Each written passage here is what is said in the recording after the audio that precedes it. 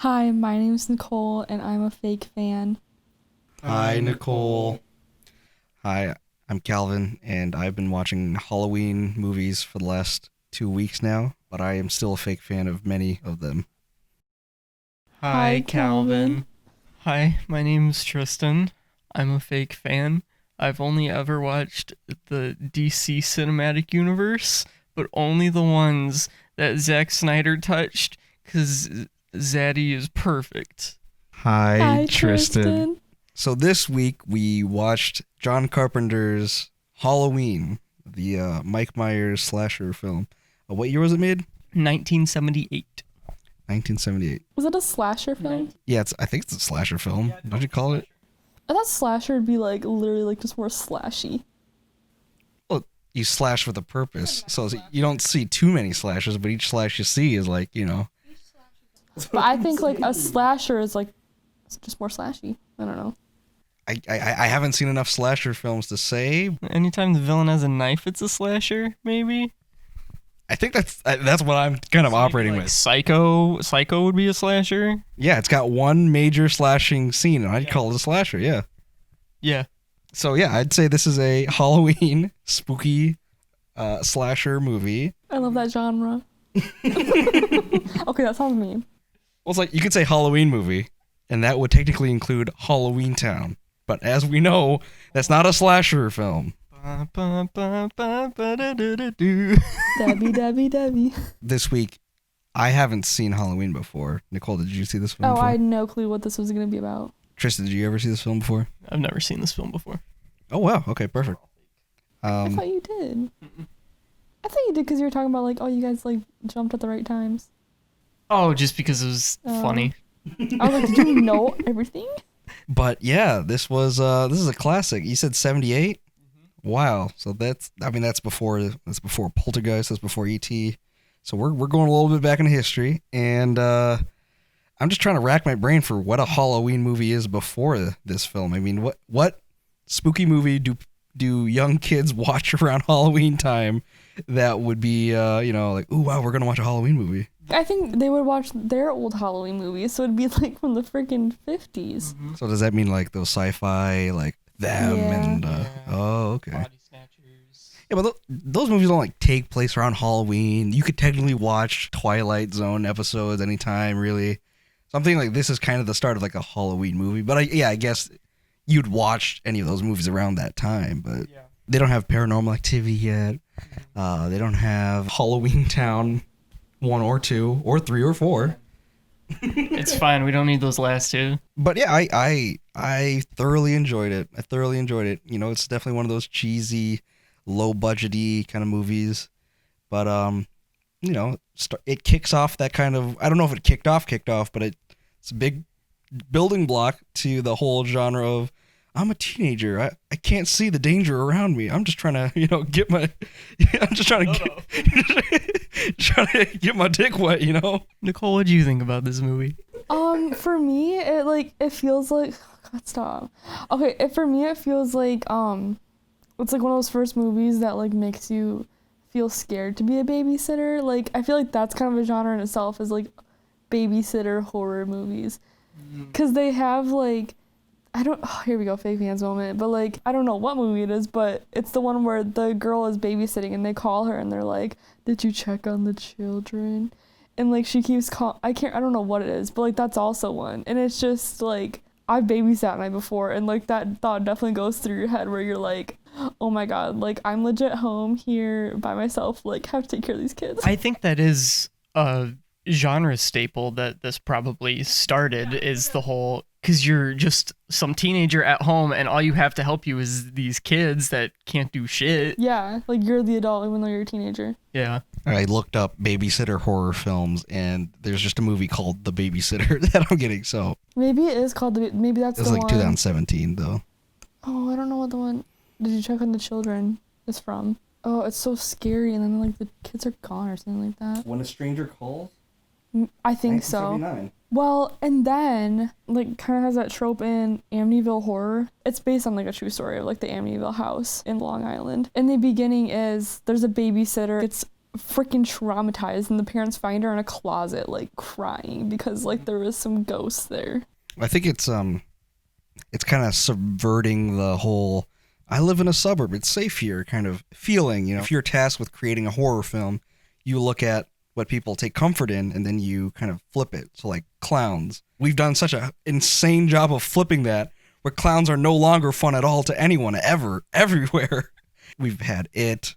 We have this movie, Halloween, where the kid has a clown mask in the beginning. You take the suburbs and nice middle-class families and just normal babysitting and you flip it. You try to unsettle everyone, especially at the end of the movie where you just hear Mike Myers breathing like as if he's right next to you. That's kind of the genre-setting force of this kind of film, I guess.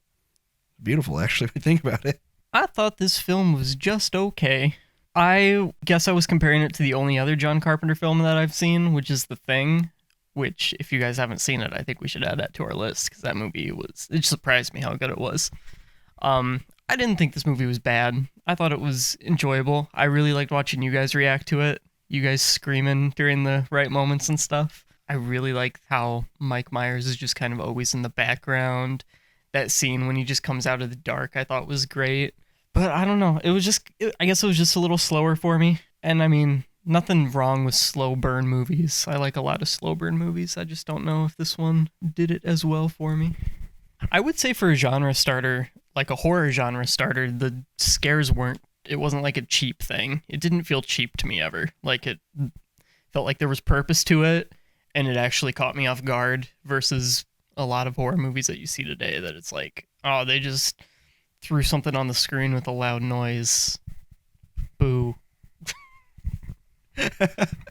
Yeah, like there were a lot of moments for something to happen too, like the one babysitter getting caught in the laundry room. There's like a whole opportunity to do something there, and she doesn't get killed then, and that's kind of like shows restraint, I guess. Yeah. I did like a lot of that, like a lot of the shots that went on too long.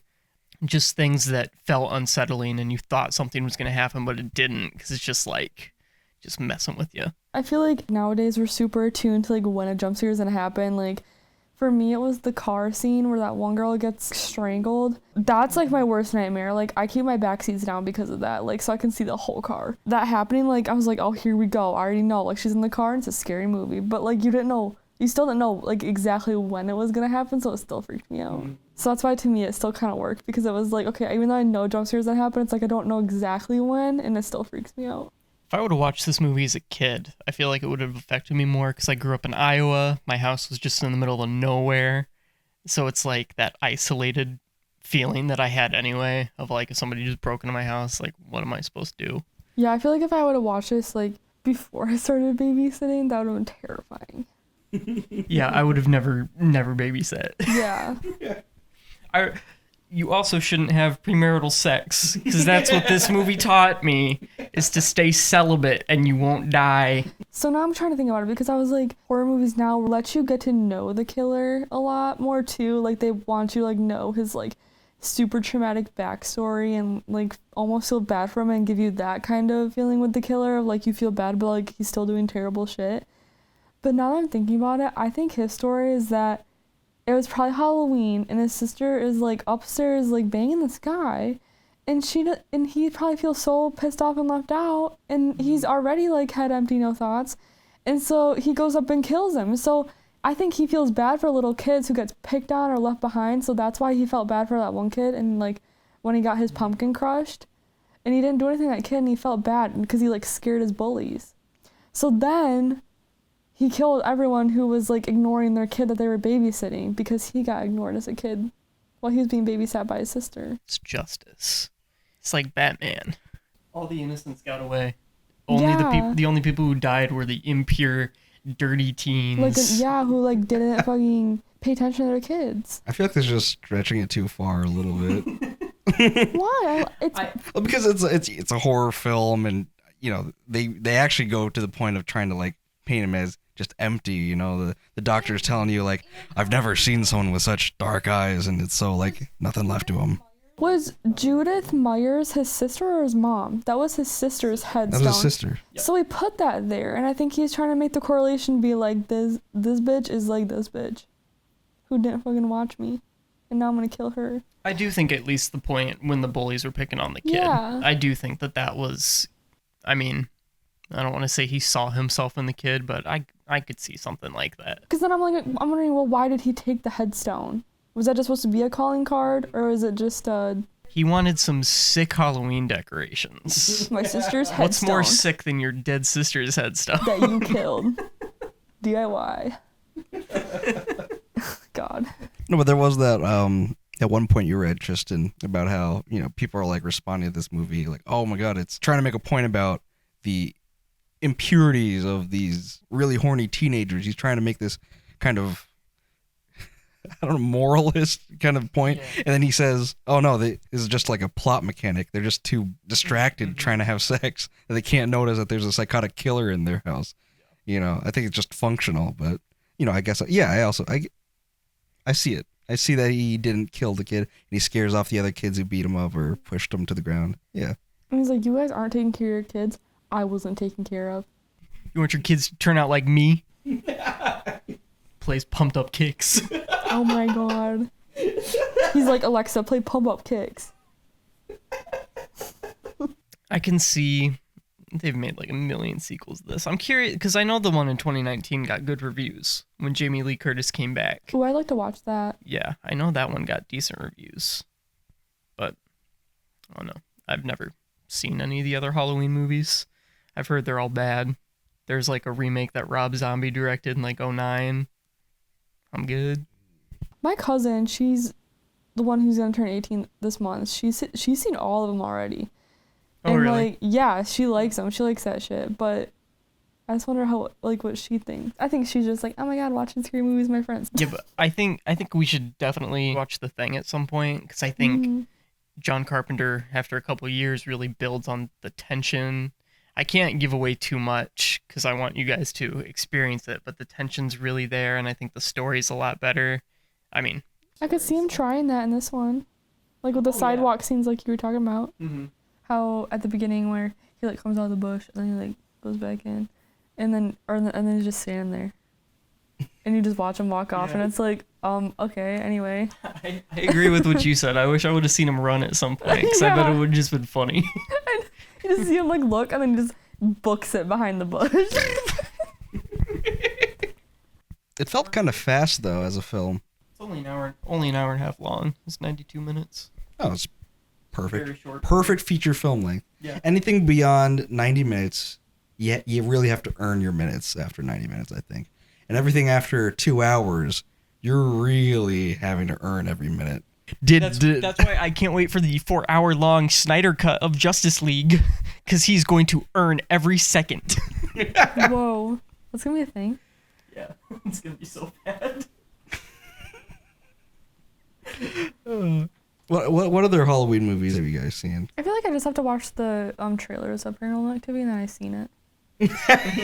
It's one of those. I mean, I saw it in a home theater, like at a friend's house with like a bunch of kids, you know, and it's one of those movies where it's got like the found footage kind of thing. Oh, Blair Witch Project. We gotta see Blair Witch. I've never seen that. I heard that is actually like really really scary. We should do Blair Witch next week. That was nominated for a Razzie for Worst Picture. Really? Yeah. What's that kind of movie though? Which is odd. I think it's something that like just gained popularity over time, like got like cult status or whatever. I've seen the original Nightmare on Elm Street. Yeah. Who's on that? It's Freddy Krueger. Okay. Oh, Johnny Depp's in it. Johnny Depp is briefly in that movie. What the heck? I think that's the only like classic horror movie that I've seen. Silence of the Lambs is probably considered classic at this point because I've seen it. Yeah, great movie. But yeah, you know, wow, this was a solid film. I mean, this is the one you pay homage to. You know, the Halloween classics. This is one of the. It's earned its rightful place in the canon of American Halloween films. I just want to say my knowledge of like scary movies and all that stuff is so bad. I didn't even know like. I cannot put like scary characters to their movies, like Michael Myers or whatever, like that face. I didn't know what movie he was from, or like Freddy Krueger. I didn't know he was from Nightmare on Elm Street. What's Jason Voorhees from? I don't know. Wait, Friday the 13th. Hey. Okay, My mom lived on a Crystal Lake. It was called Crystal Lake, so Oh, I've never seen that one. me neither. That was also nominated for Worst Picture. Whoa. Yeah. Which is crazy how, like, it's such a well-known thing now. And at the time, it was considered such a bad movie. The Thing got horrible reviews when it first came out. And it's, like, really well-respected now. It's like a ton of movies like that. My theory that I'm going to pull out of my ass right now is just, it's the 70s or something like that, and you have Kino filmmakers. You know, you got Scorsese, and he's like, wow, Taxi Driver has such a social commentary. And then some guy makes a slasher film. Oh, this film has nothing of value. Like, And then- it's almost too easy to compare to everything else that's going on, and you're like... Yeah. So you see like a slasher film, like, oh, this film's just trying to say you got to be celibate, you know, and then you write it up, and then, you know, it gets bad reviews and the Razzies go through, but then it gets cult status because a bunch of kids are going to rent it from Blockbuster, and then, you know, it just becomes this staple in this time of year. Kind of like Christmas movies, you kind of have to judge it differently than any other kind of movie, you know.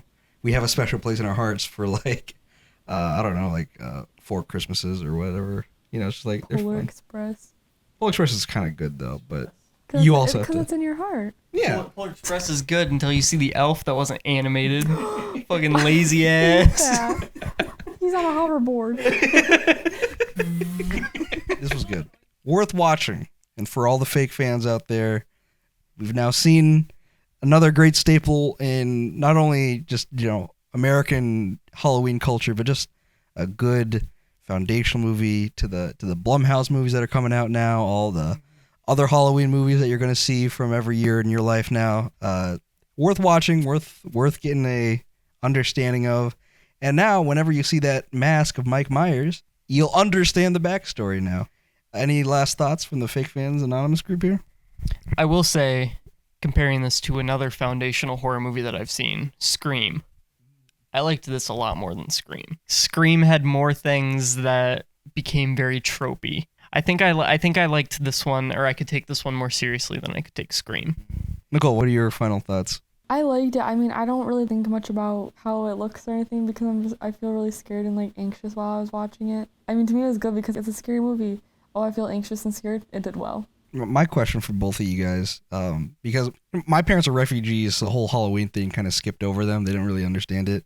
Especially for you, Nicole, like you grew up with Halloween more integrally into your family, into your life, but then you haven't seen some of these foundational movies. How does this play into that? Like, did you just watch Halloween Town every year? My dad only watched Poltergeist when it came out, and then he never has seen a scary movie again because he can't do it. So, like, I never watched either because he didn't like it. My parents didn't like it. We were a Disney family, so definitely all the Disney Halloween movies, and Halloween was just, like, a cute time where, like, my mom put out cute little pumpkin figurines. Cute spooky. Yeah, like, I grew up with the cute spooky, and I also really hate gore. Like, that actually makes me feel kind of sick, so... Yeah, I'm the same as Nicole. Like, I loved Halloween, but I was more of because I couldn't watch, like, horror movies as a kid. I didn't watch a lot of... I don't think I ever saw an R-rated movie as a kid.